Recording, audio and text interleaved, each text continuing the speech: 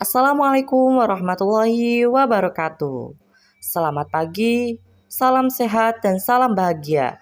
Perkenalkan, nama saya Agung Gunawan dari kelas 10 Animasi 1. Pada pagi hari ini saya akan menjelaskan tentang pipeline produksi animasi. Pipeline produksi animasi.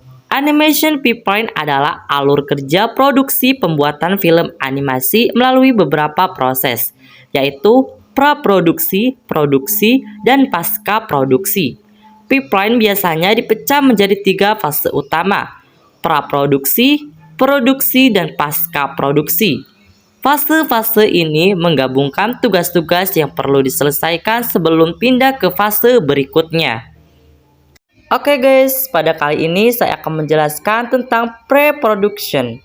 Praproduksi merupakan suatu tahap yang dimulai dari suatu ide cerita, pengembangan cerita animasi, pembuatan konsep, desain karakter, karakter development, visual development, storyboard, serta animatic awal untuk mengetahui timing animasi secara keseluruhan. Tahap praproduksi animasi syarat dengan banyaknya perencanaan serta pengembangan cerita sebelum tahap pembuatan animasi benar-benar dimulai. Pengembangan cerita sendiri merupakan suatu tahap yang sangat penting, karena tanpa cerita yang baik, animasi serta visual effect yang terbaik sekalipun tidak akan bisa menutupi cacat yang dapat dihasilkan sebagai hasil dari cerita yang buruk. Di dalam tahap praproduksi animasi, kita mengenal adanya tahap, yaitu tahap story script. Tahap ini, ide cerita yang pada awalnya terpikirkan, mulai dituangkan ke dalam sebuah skrip.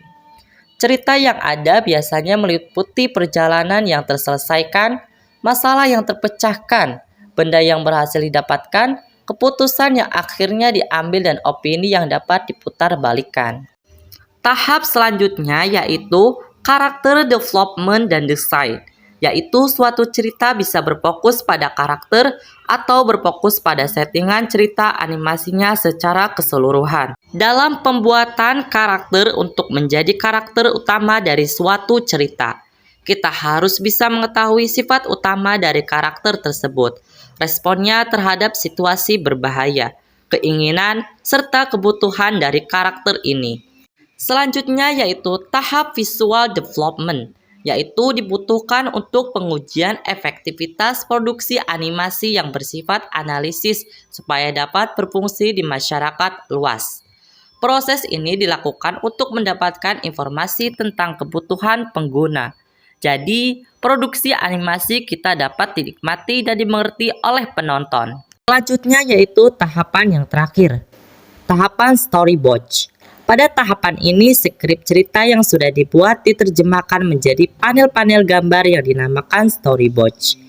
Panel-panel gambar ini akan memperjelas adegan-adegan yang sudah ditentukan dalam skrip cerita yang sudah dibuat, terutama dari segi kamera, sudut kamera yang akan dipakai dalam adegan-adegan di film animasi tersebut.